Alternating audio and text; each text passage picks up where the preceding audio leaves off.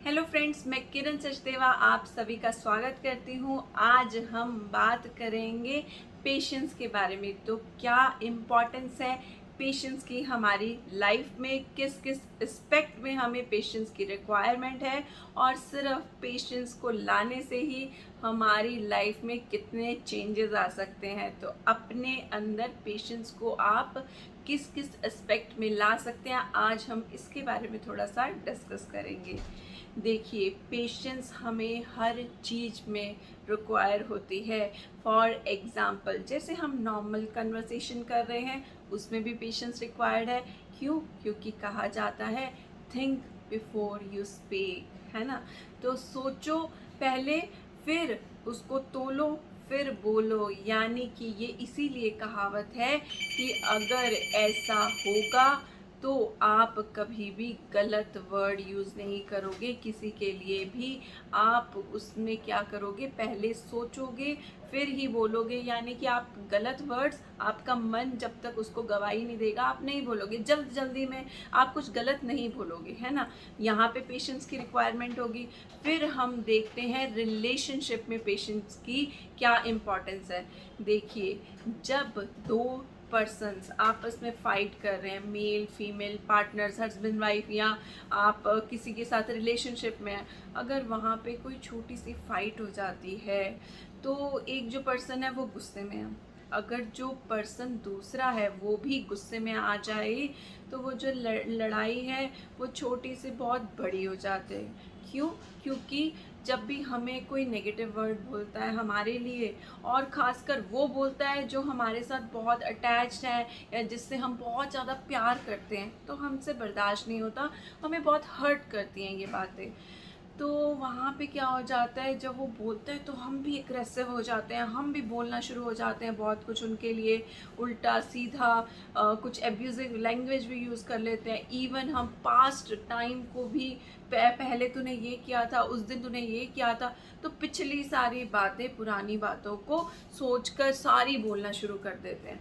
जब ऐसे बोलते हैं तो दूसरा भी तो कम नहीं है, वो भी तो बोलेगा, वो भी आपके पॉइंट्स, नेगेटिव पॉइंट्स को उठाएगा, वो भी लड़ाई में हर्टिंग वर्डिंग यूज़ कर जाएगा, जो छोटी सी लड़ाई बड़ी हो जाएगी। तो बड़ी लड़ाई हो जाएगी जिससे क्या होगा, सेपरेशन हो जाता है। गुस्से गुस्से में डिसीजन लिया जाता है ना कि मुझे डाइवोर्स चाहिए, मुझे सेपरेशन चाहिए, या मैं जा रही हूँ घर छोड़ के, या मैं जा रहा हूँ रिलेशन तोड़कर, या फिर गुस्से में ही हमने डिसीजन ले लिया मुझे तेरे साथ बिजनेस नहीं करना है, मुझे अब आज के बाद तेरे से मिलना ही नहीं है, तेरी शक्ल ही नहीं देखनी है। तो क्या होता है, गुस्से में हम डिसीज़न तो ले लेते हैं, बाद में हमें उसी पर्सन के साथ जो बिताई गई मेमोरीज़ हैं वो याद आती हैं और हमें लगता है इतना भी बुरा नहीं था।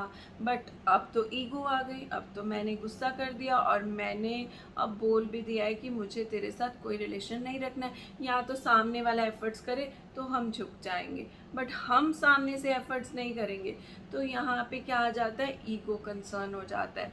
तो अगर इस मैटर को पेशेंटली हैंडल किया जाता तो जो पर्सन ए है वो गुस्सा तो है ही है, बट पर्सन जो बी है उसको गुस्सा तो आ रहा है बट वो उस वक्त चुप हो जाता है, और आफ्टर थोड़े टाइम बाद जैसे उनका पर्सन ए का गुस्सा शांत हो जाता है तब उससे डिस्कशन करता है कि ऐसा मैंने क्यों किया।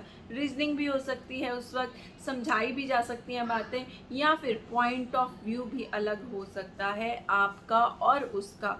इवन मिसअंडरस्टैंडिंग्स भी हो जाती हैं कई बारी, तो मिसअंडरस्टैंडिंग्स को सॉल्व करे बिना ही हम अपने रिलेशंस को ख़त्म कर देते हैं, जिसमें हमें लगता है पेशेंस की रिक्वायरमेंट है ना। और इवन पेशेंस की रिक्वायरमेंट हमें तब भी होती है जब हम अपने वर्क प्लेस पे जाते हैं। अब देखिए, आप शॉप खोल कर बैठ गए, हाइपर थोड़ी हो जाएंगे, कस्टमर नहीं आ रहा, कस्टमर नहीं आ रहा, कस्टमर नहीं आ रहा। अब कस्टमर नहीं आ रहा तो आप उसको स्टडी करेंगे कि क्या प्रॉब्लम है, पेशेंटली देखेंगे क्या हमारे माल में कुछ प्रॉब्लम है, क्या हमारी लोकेशन में प्रॉब्लम है, क्या हमारा जो शॉप का एड्रेस है उसमें कोई प्रॉब्लम है, या फिर कह सकते हैं वास्तु दोष है, या कह सकते हैं आप मार्केट स्टडी कर सकते हो कि मेरे साथ वाले जो शॉपकीपर्स हैं क्या उनकी शॉप चल रही है। अगर नहीं, दैट मीन्स कि हर जगह ही मंदी है। तो अभी जो टाइम है पेशेंस वाला है ना, तो वहाँ पे भी पेशेंटली डिसीज़न लेने की ज़रूरत है कि इस सिचुएशन में कैसा मोड होना चाहिए। आराम से सोचिएगा। अब अगेन एक और एग्जांपल लेते हैं पेशेंस का। आजकल जो कोविड वाला टाइम चल रहा है उसमें भी कितनी ज़्यादा पेशेंस की रिक्वायरमेंट है।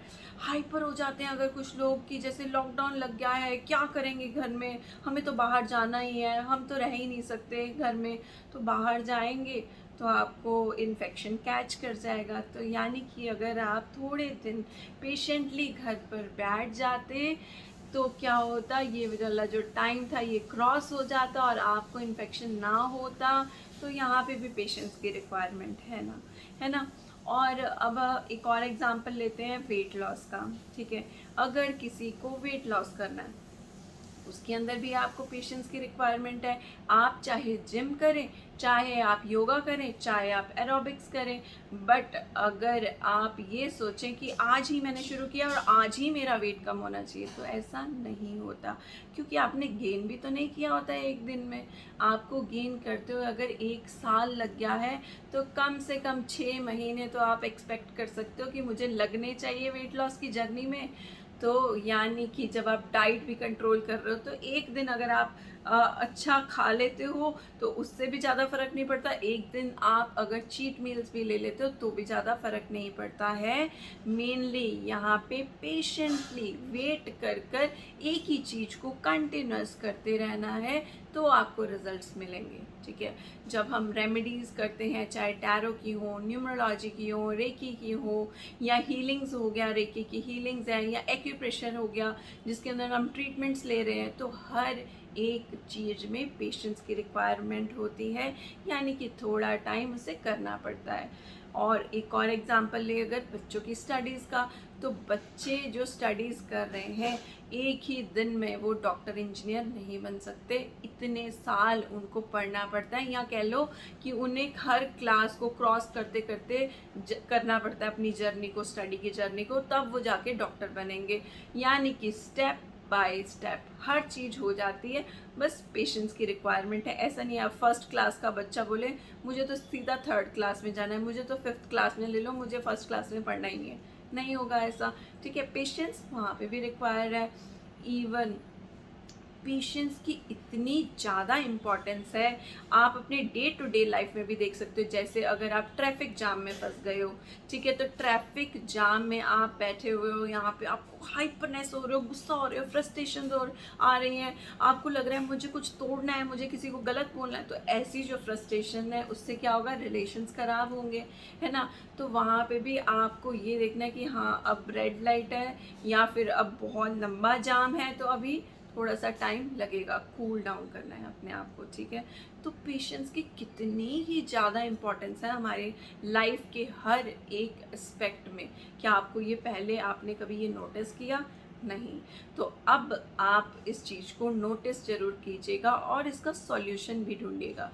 तो ज़ीबू सिंबल ऑफ पेशेंस बनाकर आप अपनी हाइपरनेस को कम कर सकते हैं और पेशेंस को अपनी लाइफ में बढ़ा सकते हैं। अगर आपको ऐसा लगता है कि मुझ में पेशेंस की कमी है तो उस पेशेंस को आप बढ़ा सकते हो वाया ज़ीबू सिंबल ऑफ पेशेंस। और पेशेंस का जो ज़ीबू सिंबल है उसको मैं डिस्क्रिप्शन बॉक्स में डाल रही हूँ कि किस तरह उसको बनाना है। आप उसको डेली बनाएंगे 21 डेज़, और अगर आप फर्स्ट डे ही सोच रहे हैं 40 डेज़, तो ये एक नंबर ऑफ डेज़ हैं जिसके बाद जब आप कंटिन्यूस करते रहेंगे आप उसमें अपने आप अपने अंदर चेंजेस नोटिस कर पाएंगे। तो जैसे कि हमने डिस्कस किया एक दिन में कुछ भी नहीं होता है। ठीक है, तो हमें क्या करना है, डेली पेशेंस ऑफ ज़ीबू सिंबल को बनाना है पेपर पर 108 टाइम्स। ये आप कर सकते हो 21 डेज। तो 21 डेज के बाद आप अपने अंदर देखोगे पेशेंस लेवल आपका बहुत बढ़ गया होगा। जिस बात पे आपको पहले 1 मिनट में गुस्सा आ जाता था, अब आपकी लाइफ में वही बात जो कोई सामने आके आपको करेगा तो आपकी लाइफ में पेशेंस लेवल अब हाई हो गया, यानी कि गुस्सा आना भी कम हो जाएगा। तो कितनी सारी इम्प्रूवमेंट आप अपनी लाइफ में ला सकते हैं वाया पेशेंस। तो इतनी सी छोटी सी चीज़ है पेशेंस, उसको आप ले आएंगे तो कितनी सारी चीज़ों को आप अपनी प्रॉब्लम्स को, इश्यूज़ को ठीक कर पाएंगे। तो आप ज़ीबू सिंबल को देख सकते हैं डिस्क्रिप्शन बॉक्स में, वहाँ पे इसको देखकर डेली इसको बनाना है आपने। अपने हैंड पे भी बना सकते हैं और इवन पानी को चार्ज करके भी पी सकते हैं। यानी कि 1 ग्लास ऑफ वाटर लेना है, उसके ऊपर आपने इस सिंबल को बनाना है और इस पानी को आपने 6 to 8 आवर्स चार्ज होने देना है। आफ्टर दैट इसको पीना है और एज्यूम करना है कि पेशेंस लेवल अब मेरे अंदर बढ़ गया है बहुत, और मैं बहुत ही पेशेंटली अब सब चीज़ों को हैंडल कर सकता हूँ या कर सकती हूँ। तो आई होप ये इन्फॉर्मेशन आपकी लाइफ में आपके लिए बहुत ही हेल्पफुल रही होगी। आप इसे यूज़ करिए और यूज़ करके जो आपको रिजल्ट्स मिलते हैं हमारे साथ उन्हें ज़रूर शेयर कीजिए, क्योंकि उसे शेयर करने से और लोगों की लाइफ भी मोटिवेटेड हो जाती है। Thank you.